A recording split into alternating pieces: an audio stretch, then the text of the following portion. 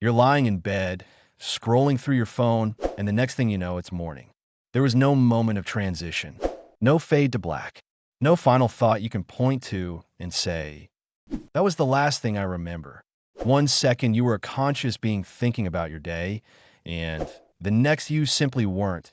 And then you were again 8 hours later, as if no time had passed at all.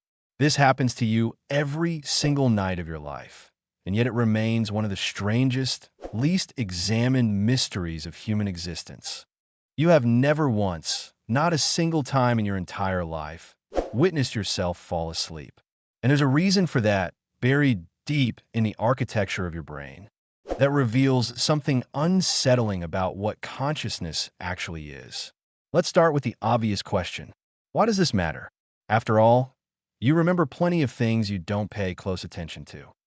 You remember brushing your teeth this morning, even though you weren't deeply focused on it. You remember walking to your car. You remember small, mundane moments that required no special effort to encode into memory. So why is falling asleep different?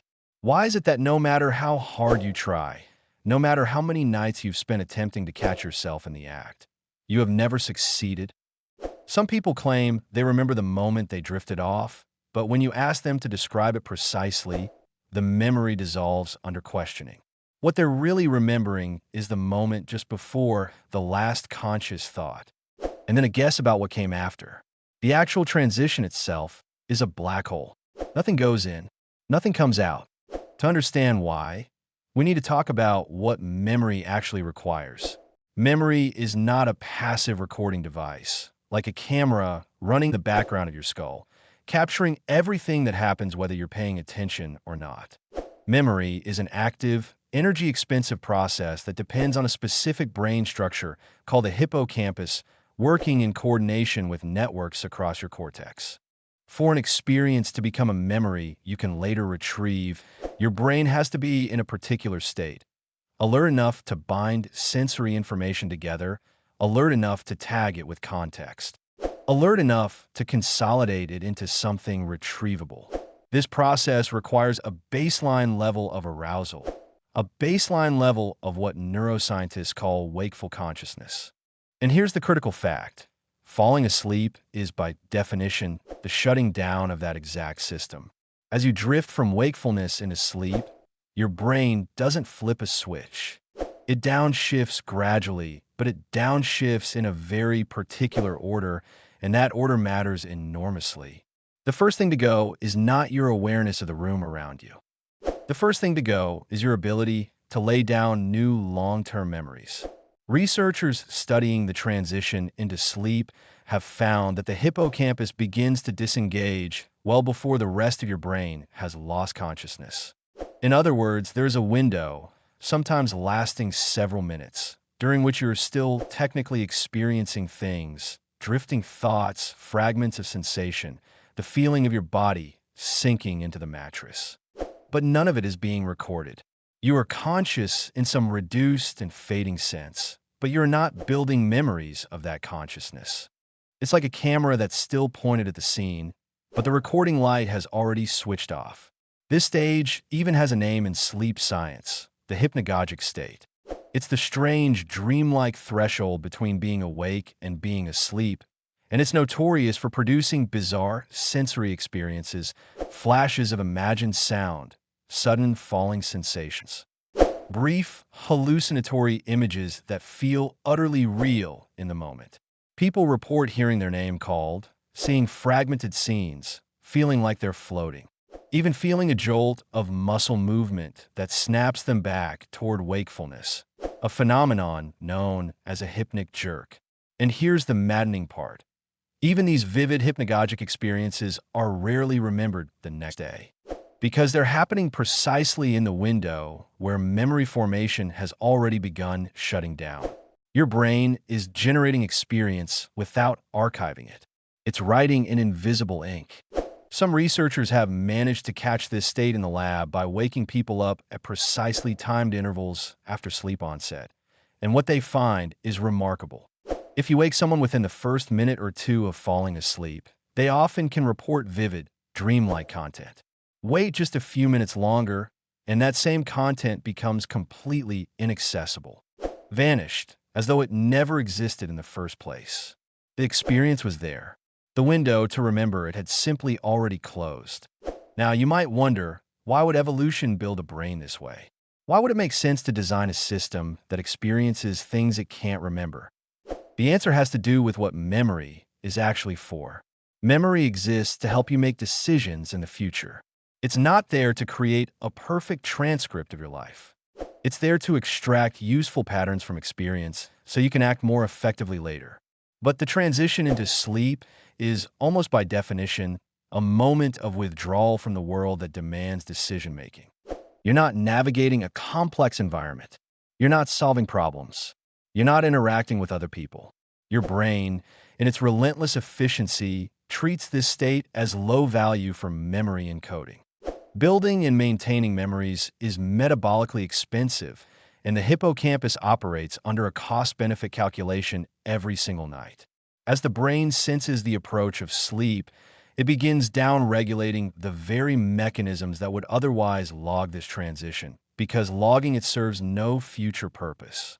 From an evolutionary standpoint, an animal that wasted energy meticulously recording the experience of losing consciousness every single night would have less energy available for everything that actually mattered for survival. Foraging, avoiding predators, raising offspring. The brain that evolved to forget the act of falling asleep was, in a very real sense, a more efficient brain. Evolution didn't build a perfect recorder. It built the most useful one it possibly could, given limited resources and time. There is also a deeper explanation rooted in the basic mechanics of how memories are made. Encoding a memory requires neural synchrony, different brain regions firing in coordinated rhythms so that information can be bound together into one coherent, retrievable unit. Wakeful consciousness depends on fast, irregular, desynchronized brainwave patterns that allow for complex information processing. But as you fall asleep, your brain begins shifting towards slower, more synchronized rhythms associated with the early stages of non-REM sleep. This shift doesn't happen instantly. It happens in waves, literally, with bursts of slow-wave activity intruding into otherwise wakeful patterns, becoming more frequent and more dominant as you slip closer to true sleep. Memory formation depends on the wakeful pattern. Once the slower waves start to dominate, the neural prerequisites for encoding simply aren't there anymore, even though some flickers of subjective experience might still be happening inside your mind. You're caught in a cognitive twilight, half in one mode, half in another, and neither mode is capable of writing a record. Scientists studying this with EEG recordings can actually watch it happen in real time. They watch the brain's electrical signature flicker between two states, like a radio drifting between stations, catching fragments of one signal and then the other, before finally settling into the slow, steady rhythm of true sleep. This is why people who suffer from insomnia often report something strange and counterintuitive. They feel like they were awake the entire night, even when sleep studies show they were unconscious for hours. Part of this is because brief, repeated awakenings throughout the night do get remembered, creating a fragmented, exaggerated sense of wakefulness that feels far longer and more continuous than it actually was. But part of it is also because the transitions into and out of sleep, when memory is offline, get unconsciously stitched together by the brain into a single continuous narrative of lying awake all night, even when that is completely false. Your mind doesn't like gaps.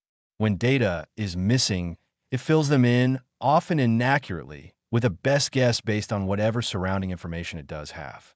This is a fundamental feature of how human memory works.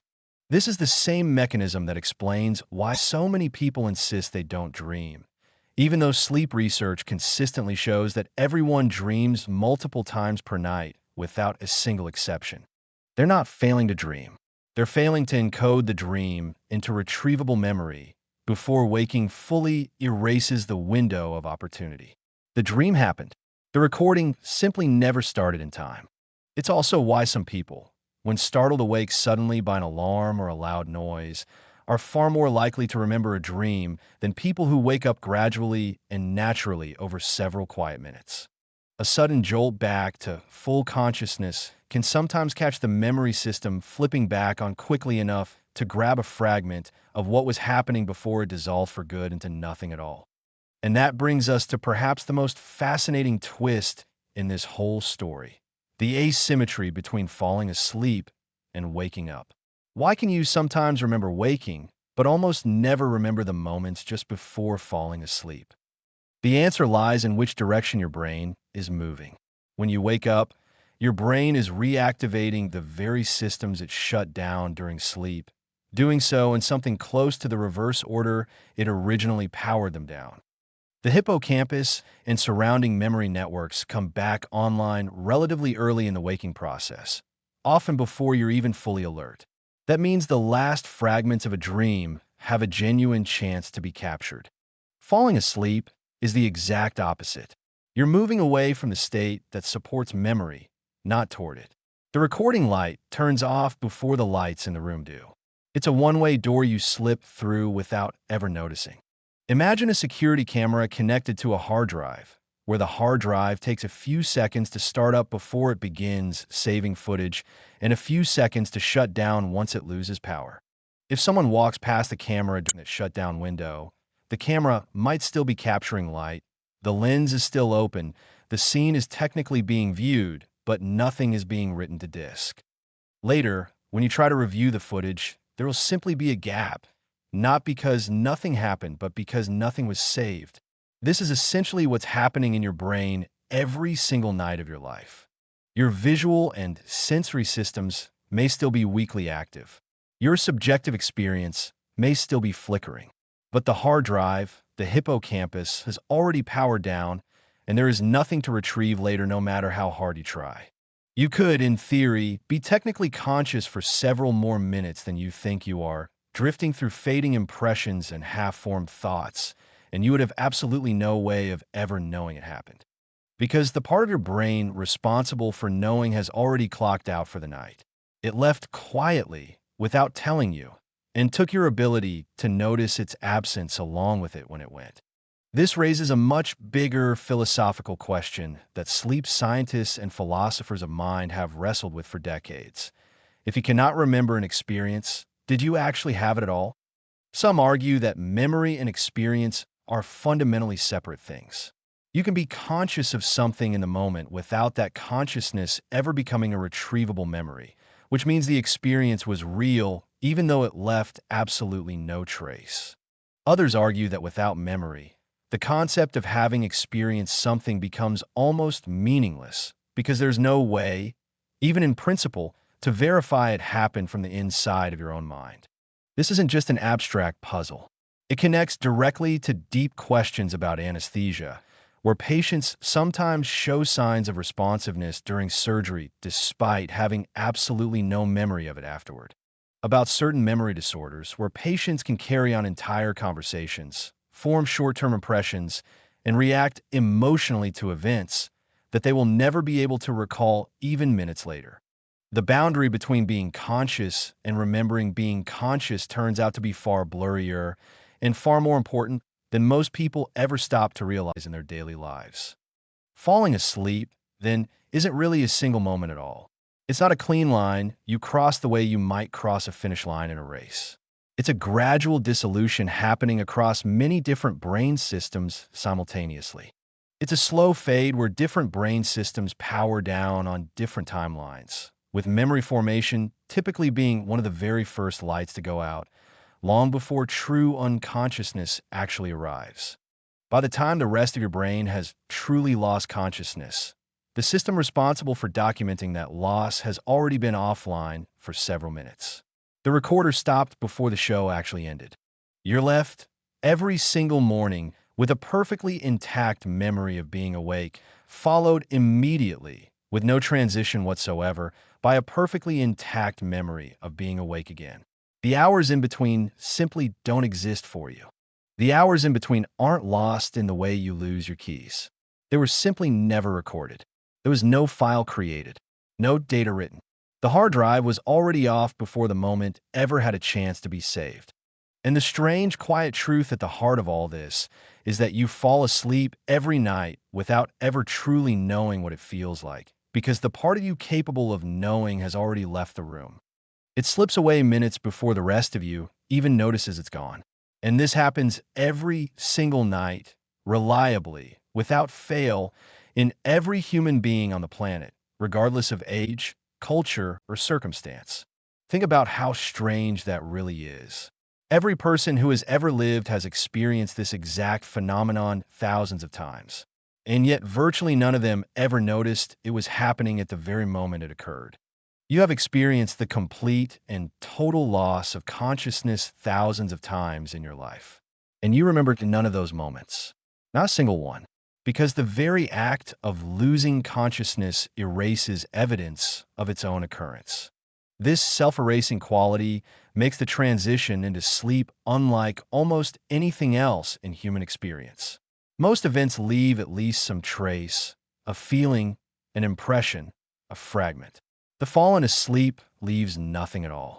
Not even a vague impression, not a sense of duration, not a feeling of time passing.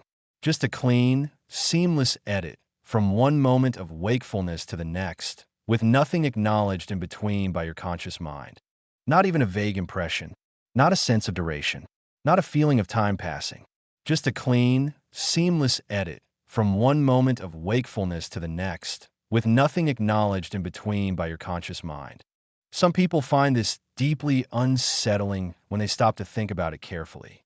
If consciousness simply stops and restarts, is the person who wakes up truly the same person who fell asleep hours before?